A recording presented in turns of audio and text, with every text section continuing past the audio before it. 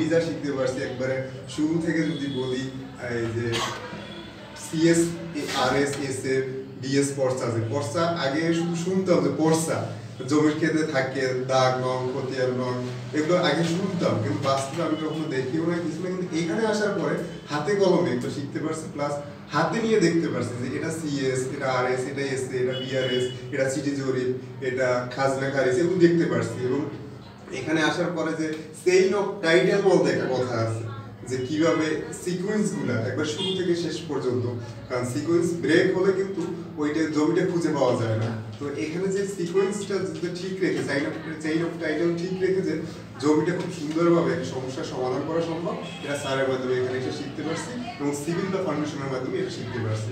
তো আমি স্যারের কাছে প্রত্যাশা রাখি, আমি পার্সোনালি আমি যেগুলো শিখছি এটা এখনো বলবো যে কিছুই শিখি না।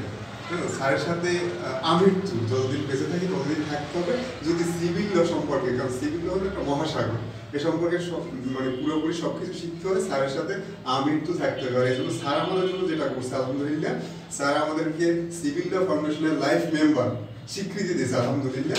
তাতে দেখা গেছে যে আমরা সারা জীবন স্যারের সাথে থাকতে পারবো এবং স্যারের কাছে যখনই আমরা কোনো সমস্যায় পড়বো, কারণ সমস্যা অবশ্যই আমাদের ফিল হবে লাইফে, তখন আমরা স্যারের সাথে দেখা করে বা ওভার দ্য ফোন স্যারের সাথে কথা বলে আমরা আমাদের সমস্যার সমাধান করতে পারবো। তো আমি প্রত্যাশা রাখি, মানে আমি পার্সোনালি, যে আমি যা শিখছি এর চেয়েও বেশি কিছু শিখতে চাই। এজন্য স্যার যদি একটা অ্যাডভান্স কোর্স অ্যারেঞ্জ করে তাহলে আমার জন্য সুবিধা হবে, কারণ এখানে যা শিখছি এটা সংক্ষেপে